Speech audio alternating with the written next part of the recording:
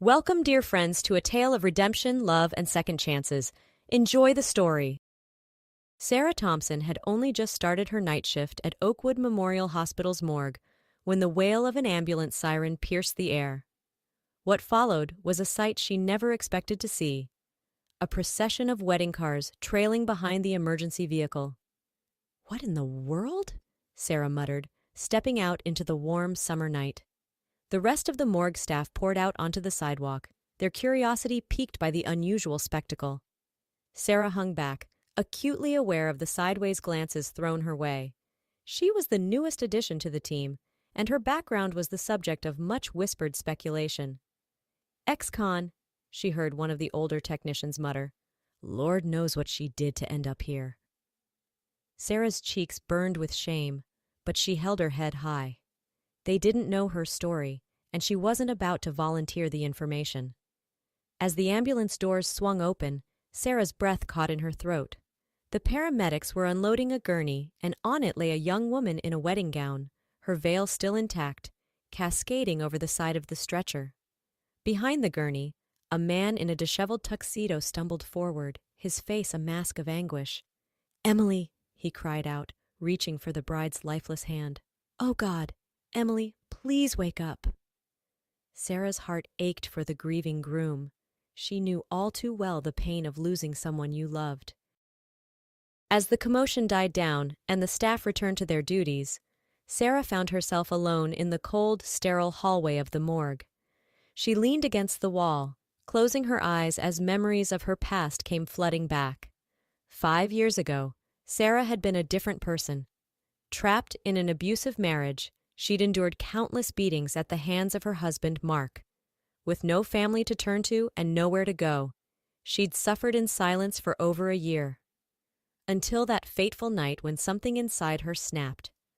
Mark had come home drunk as usual, spoiling for a fight. But this time, when he raised his fist, Sarah fought back. In the struggle that ensued, she'd grabbed a kitchen knife and plunged it into his chest. The trial had been a media circus. Mark's family painted Sarah as a cold-blooded killer, while her public defender argued for self-defense. In the end, the judge, a stern-faced woman with steely gray hair, had looked Sarah in the eye and said, "The world's a better place without men like your husband, but the law is the law." 7 years, reduced to 5 with good behavior. Sarah had walked out of prison 3 months ago, determined to rebuild her life. But with her criminal record, job opportunities were scarce. The morgue had been a last resort, and to her surprise, they'd hired her on the spot. "Beggars can't be choosers," the hospital administrator had said with a shrug. "Besides, you've already proven you can handle dead bodies." The macabre joke had made Sarah flinch, but she'd taken the job gratefully. Now, as she watched the bride's body being wheeled into the examination room, she couldn't help but wonder about the story behind this tragic wedding day. Hours passed, and Sarah went about her duties, mopping floors and sanitizing surfaces. As she worked, she overheard snippets of conversation among the staff. "Can you believe it?" one of the technicians whispered. "Poisoned at her own wedding?" "By her maid of honor, no less," another added. "Guess she couldn't stand to see her ex-boyfriend marry someone else." Sarah's hand tightened on her mop handle. What a senseless tragedy, she thought, to have your life cut short on what should have been the happiest day of your life. As her shift neared its end, Sarah stepped outside for some fresh air. That's when she noticed a figure huddled on a bench near the morgue entrance.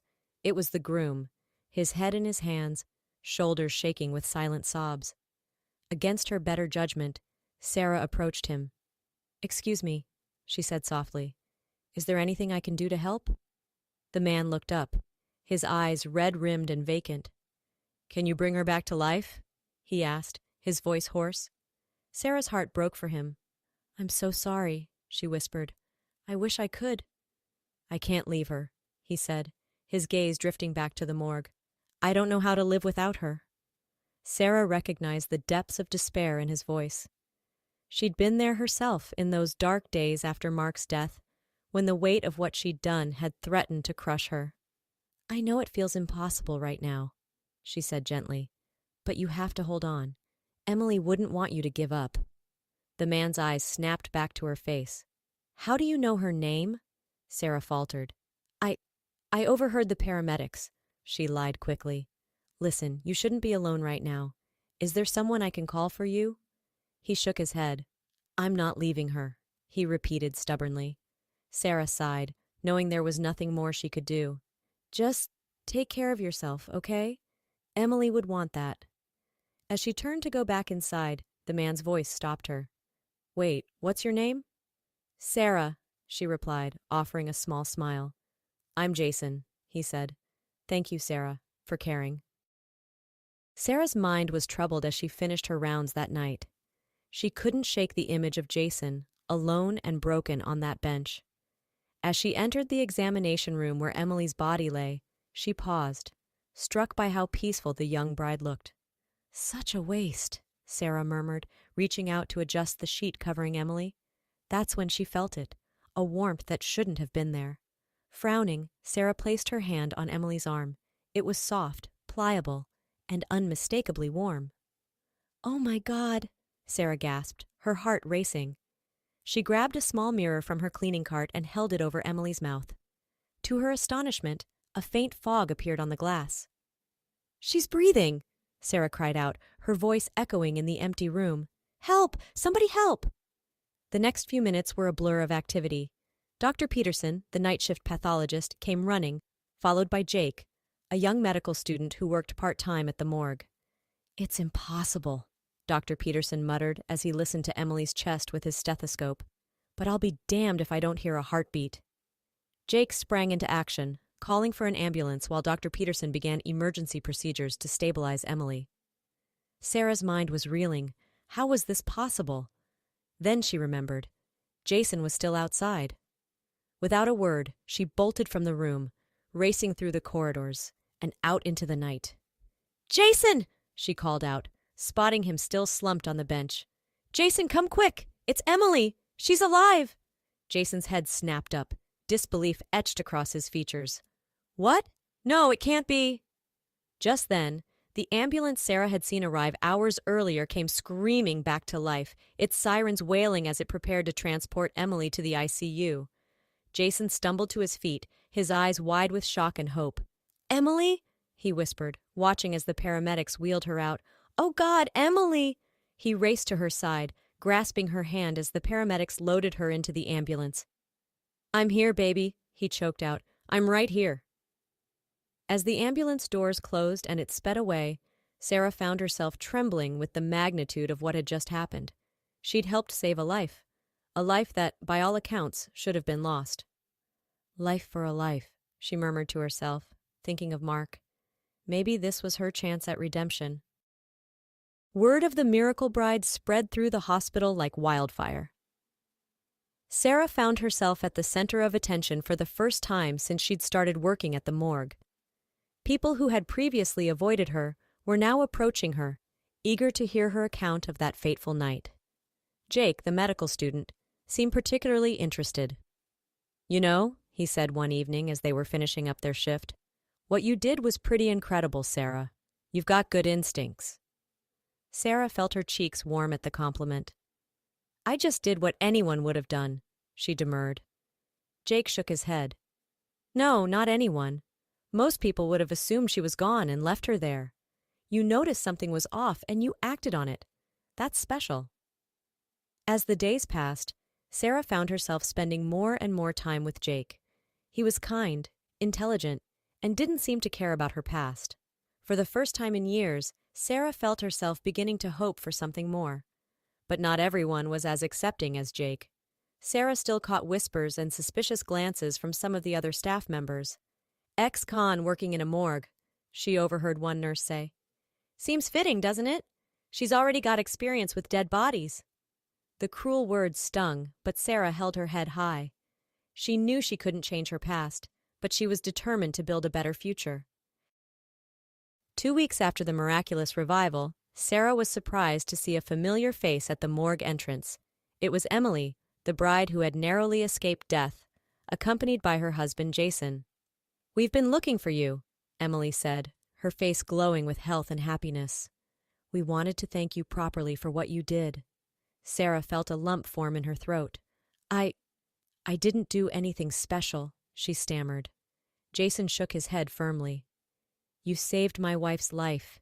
You gave us a second chance at happiness. That's everything.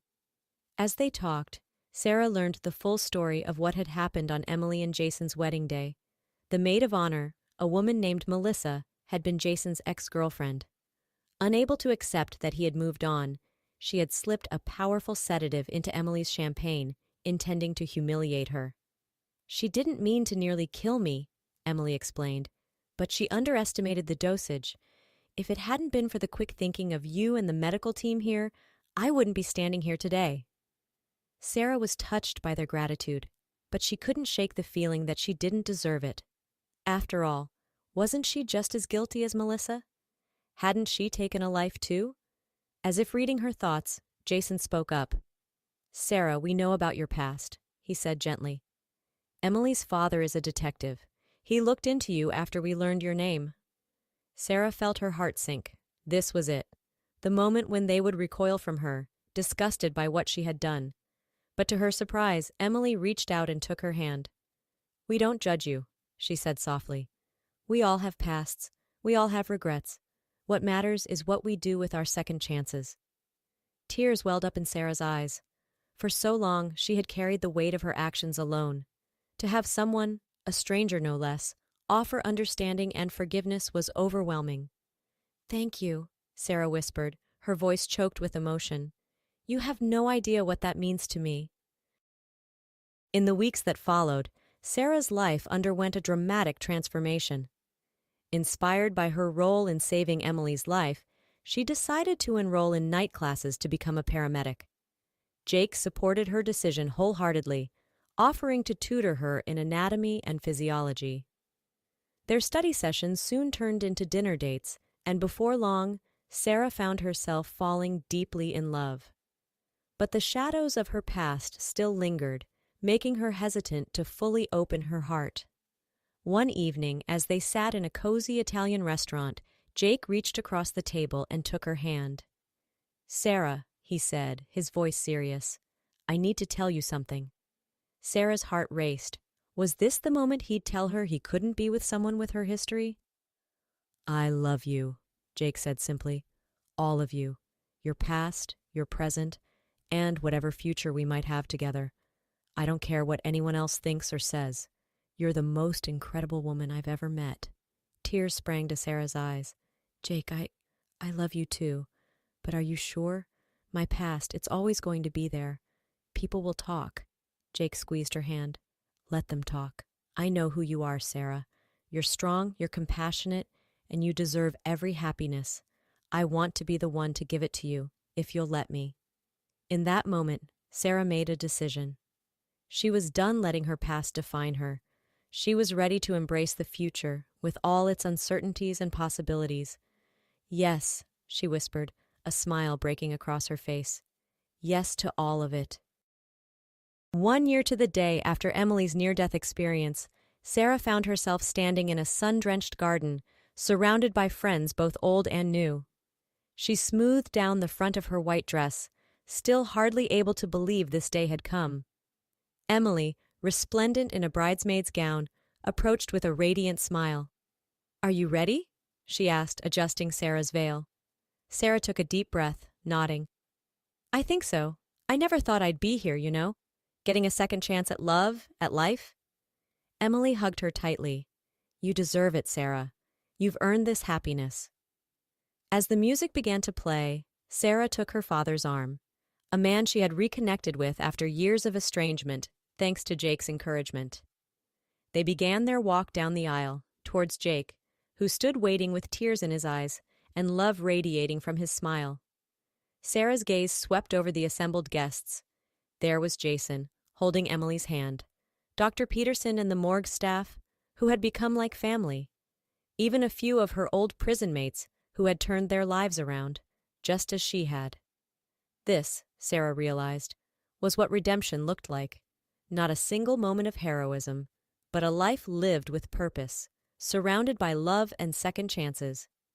As she reached Jake and took his hands in hers, Sarah felt the last vestiges of her past fall away. Here, in this moment, she was not an ex-con or a woman with a troubled history. She was simply Sarah, loved, forgiven, and ready to begin her new life. "I do," she said clearly, her voice ringing with joy and certainty. And as Jake leaned in to seal their vows with a kiss, Sarah knew that her greatest adventure was just beginning.